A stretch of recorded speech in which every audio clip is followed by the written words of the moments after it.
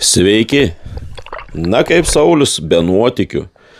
Su Kristina esame Egipte, Sinajaus pusiasalyje, Šarm el-Šeiche, Naama bei įlankoje, Novotel Beach viešbutyje. Labai ilgai rinkomės, kur atostogauti. Novotelis pakerėjo tuo, kad čia vienintelė vieta įlankoje, kur toks gražus rifas, kuris pasiekiamas nuo kranto, netgi tokiems kaip aš, nemokantiems plaukti. Kągi, gero jums žiūrėjimo, nepamirškit patiktukų ir užsiprenumeruoti mano kanalą Sauliaus nuotykiai.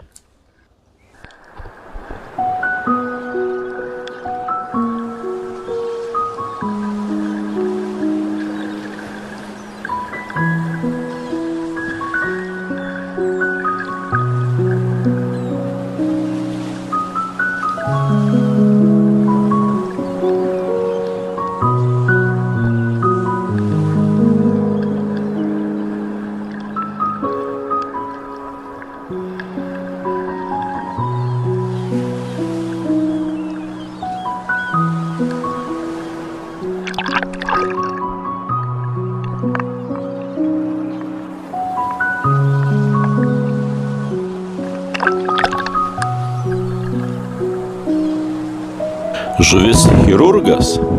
Pasaulyje yra net 75 jūros chirurgų rūšis ir visos jos iš kitų žuvų išsiskiria ypatingą uodegos formą.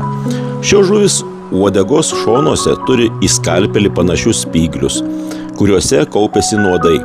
Įsidūrus šiais dygliais, jūros chirurgai gali nemenkai sužeisti kitą žuvį ar smalsaus žmogaus ranką. Nepaisant šių savybių, jūros chirurgai nėra labai žiaurios žuvis. Dauguma jų nuodinguosius spyglius naudoja tik savigynai, o iš tiesų maitinasi įvairiais jūros augalais.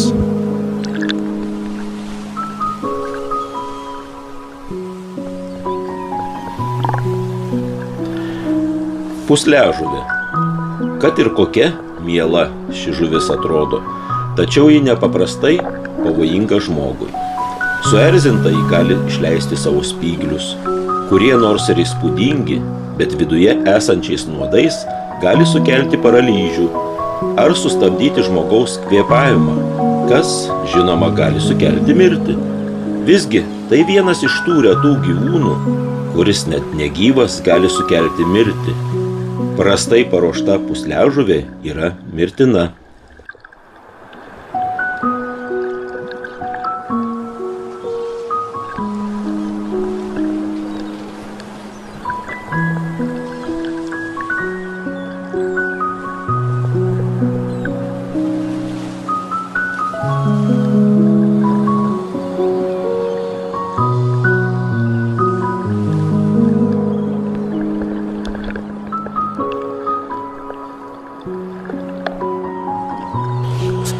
Žuvis papūga. Papūgžuvinių žuvų šeima, kuriai priklauso spalvingos koralinių rifų žuvis. Jų žanduose dantis susilieja į dvi priešais esančias aštrias briaunas, kurios atrodo kaip papūgos snapas. Minta kietomis koralų šakelėmis. Na, šią žuvį stebėjome iš stikladugnio laivelio, kokių 8 metrų gylyje, bet man pavyko šitą žuvį stebėti ir 1,5 metro gylyje.